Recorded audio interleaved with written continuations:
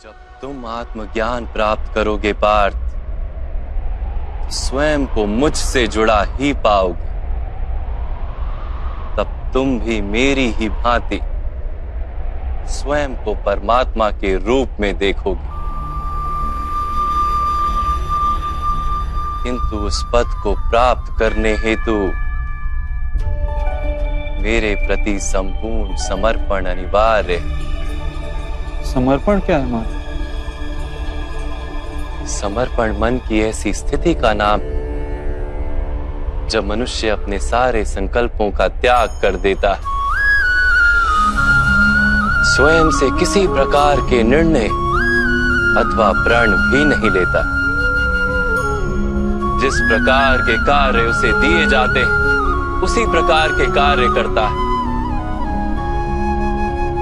वास्तव में समर्पण का अर्थ होता है अपने आप, अपने मन को, बुद्धि को, ज्ञान को, इच्छा को, आशा को, अपनी भावनाओं को, अपना सब कुछ किसी को अर्पण कर देना। और ऐसे समर्पण को भक्ति कहते हैं।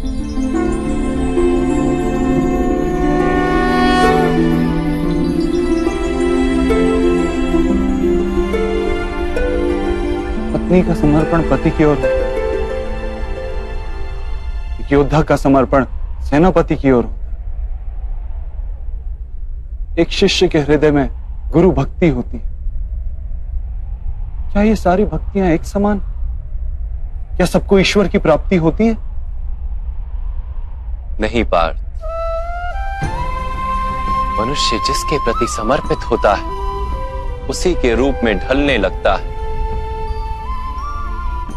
उसके मन में कोई संदेह, कोई प्रश्न जन्म नहीं लेता। किसी दुष्ट के प्रति समर्पण उस मनुष्य के कार्यों को दूषित कर देता है।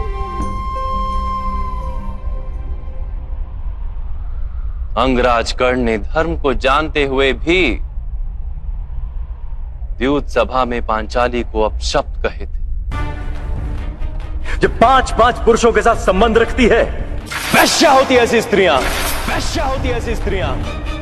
उसका कारण था अंगराज का भ्राता दुर्योधन के प्रति समर्पण। इस युद्ध में उन्हें जो दंड मिलेगा वो किसी जन्म या जाति के लिए नहीं, अथवा एक दुष्ट के प्रति समर्पण के लिए उन्हें दंड मिलेगा। इसलिए हे धनंजय, समर्पण उत्तम के प्रति होना आवश्यक है। उसी से मनुष्य उत्तम बनता है। लोहे की माला से अपराधी बांधा जाता है, पीतल की माला से मंदिर के दीपक को बांधा जाता है, और सोने की माला को आभूषण बनाकर गले में धारण किया जाता है।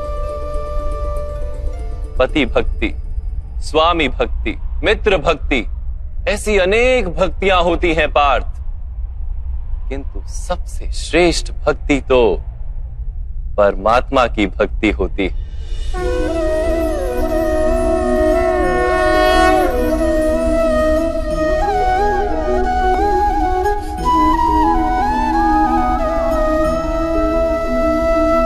किंतु परमात्मा की भक्ति का सांख्य अथवा कर्म योग से क्या संबंध है? सांख्य योग के कारण मनुष्य स्वयं को आत्मा के रूप में जानता है। कर्म योग से वो जीवन के बंधनों से छूट जाता है, और भक्ति के कारण मनुष्य को परमात्मा के वास्तविक रूप का ज्ञान होता है। परमात्मा के ज्ञान से मनुष्य जन्म मरण के फेरों से छूटकर सच्चिदानंद स्वरूप को प्राप्त कर लेता है। परमात्मा में समाकर स्वयं परमात्मा हो जाता है। जैसे जल की छोटी सी बूंद जब सागर में मिलती है तो स्वयं सागर बन जाती है। अर्थात इस शरीर का कोई महत्व ही नहीं है माधव। अवश्य महत्व है पार्थ। शरीर के माध्यम से ही मनुष्य को परमात्मा का साक्षात्कार होता है। मृत्यु और नए जन्म के बीच के समय में आत्मा के ज्ञान में वृद्धि नहीं हो पाती। इस जन्म में प्राप्त अनुभव, ज्ञान, विचार और अभ्यास को लेकर आत्मा नया शरीर धारण करती है। आत्मा की प्रगति और अधोगति शरीर में रहकर ही संभव है।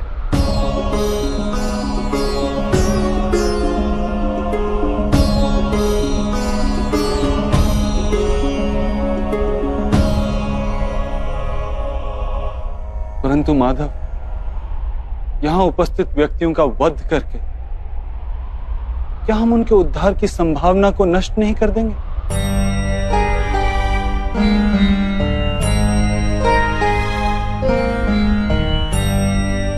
तुम्हारे शत्रु धर्म की मर्यादा को तोड़ चुके हैं पार्थ।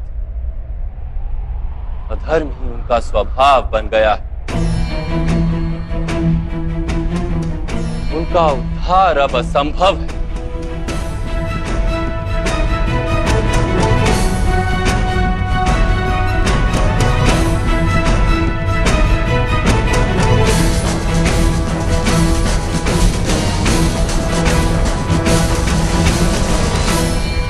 अपराधी को एक सीमा तक ही उद्धार का अवसर दिया जा सकता है। मैंने शिशुपाल के 99 अपराधों को क्षमा किया था, किंतु 100 अपराधों के पश्चात उसे दंड देना आवश्यक था। अपराधी को यदि अपराध करने दिया जाए तो उसका अधिक से अधिक पतन होता है।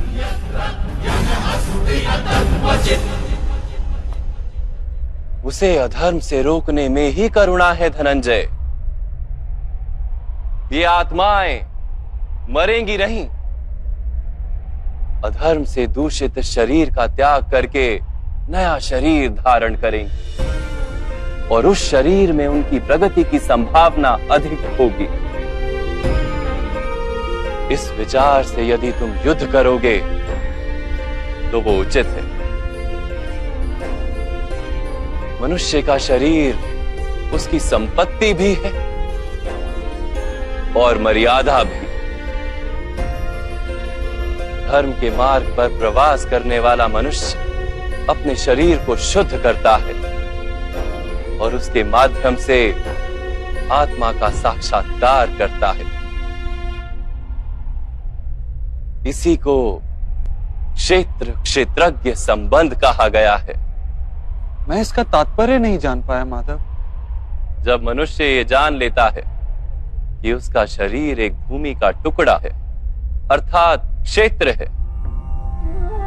और वो उस शरीर में रहने वाला, उस शरीर को समझने वाला अर्थात क्षेत्रज्ञ है, तब वो शरीर के माध्यम से अपनी प्रगति साध पाता है। आत्मा शरीर में रहकर 3 गुणों का समतोलन करती है। तमस को घटाकर सत्व को बढ़ाने का उपाय करती है और ईश्वर की भक्ति करके परमात्मा के साथ एक हो जाती है। भक्ति कैसे की जाती है माधव? क्या समर्पण ही भक्ति नहीं? नहीं पार्थ, समर्पण तो भक्ति का प्रथम चरण है। वास्तव में भक्ति किसी कार्य का नाम नहीं, वो तो केवल मनस्थिति का नाम है।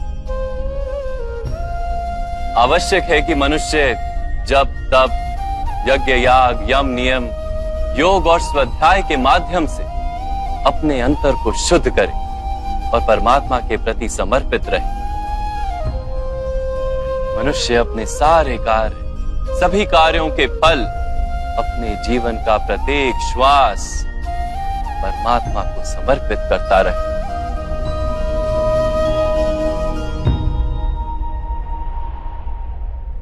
यदि भक्ति केवल मन की स्थिति तो जब तब आदि का क्या महत्व है माधव?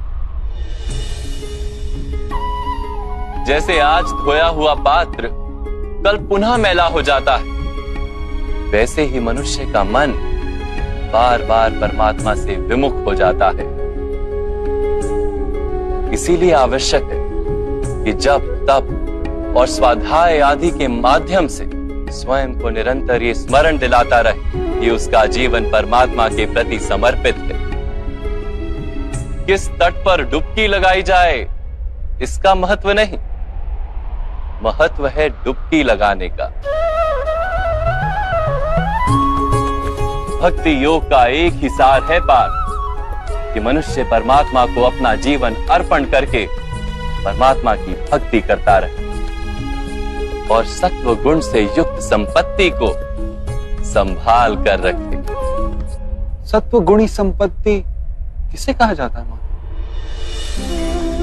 अहिंसा सत्यम क्रोध त्याग शांति ही पेशुनम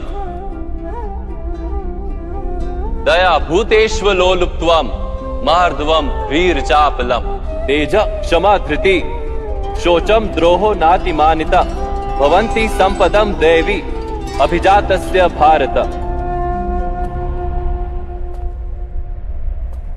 बिना कारण तथा स्वार्थ के हेतु हिंसा करना अधर्म है पार्थ। वास्तव में अहिंसा ही परम धर्म है और उसके साथ सत्य, क्रोध ना करना, त्याग, मन की शांति, निंदा ना करना, दया भाव, सुख के प्रति आकर्षित ना होना, बिना कारण कोई कार्य ना करना, तेज, क्षमा, धैर्य, शरीर की शुद्धता, धर्म का द्रोह ना करना तथा अहंकार ना करना, इतने गुणों को सत्व गुणी संपत्ति या दैवी संपत्ति कहा जाता है। इसी से मनुष्य परमात्मा की अर्थात मेरी भक्ति कर पाता है, जीवन के कर्तव्यों का वहन करता है, धर्म की स्थापना करता है और कर्म के फल की आशा का त्याग करके जीता है।